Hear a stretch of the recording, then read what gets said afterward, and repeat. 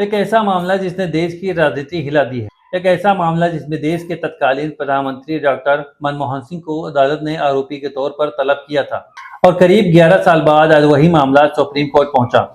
CBI ने कहा अपराध साबित करने लायक कुछ नहीं मिला और सुप्रीम कोर्ट ने भी इस मामले को बंद कर दिया है। यानी जिस मामले में कभी मनमोहन सिंह की ईमानदारी और प्रधानमंत्री के तौर पर उनकी भूमिका पर सवाल खड़े किए थे, अब उनके खिलाफ आपराधिक कार्रवाई खत्म हो चुकी है।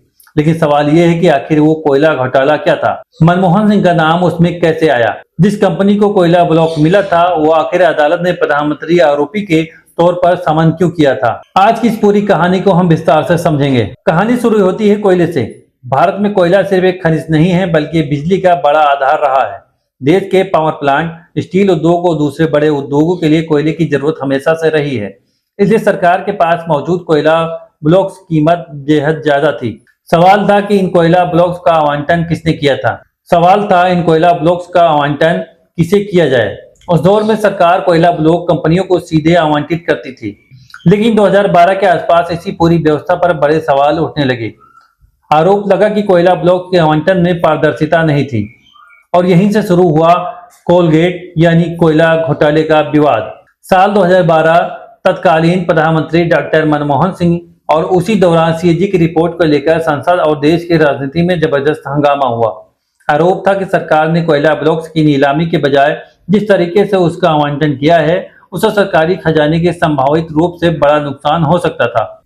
विपक्ष ने इसे भ्रष्टाचार का बड़ा मामला बताया था। संसद में हंगामा हुआ था, सरकार को घेरा गया था और सबसे बड़ी महत्वपूर्ण बात, उस समय कोयला मंत्रालय का प्रभार खुद प्रधानमंत्री मनमोहन सिंह के पास भी रहा था। यही तथ्य आगे चलकर उनके खिलाफ उठाए गए सवालों का एक बड़ा आधार बना।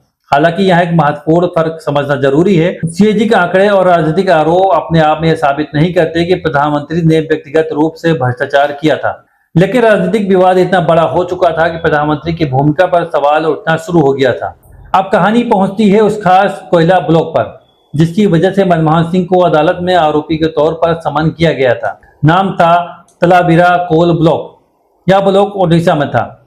मामला हिंडाल्को से जुड़ा था, जो आदित्य बिरला ग्रुप की कंपनी थी। आरोपों की जांच में सीबीआई ने देखा कि तलाबिरा ब्लॉक के आवंटन की प्रक्रिया में क्या कोई आपराधिक साजिश या गलत फायदा पहुंचाने की कोशिश हुई है। इस मामले में एक अहम नाम शामिल था, पीसी पारख। वो उस समय कोयला मंत्रालय के सचिव थे। दूसरी तरफ हिंडाल्को और उनके चेयरमैन कुमार मंगलम बिरला का नाम भी जांच में आया था।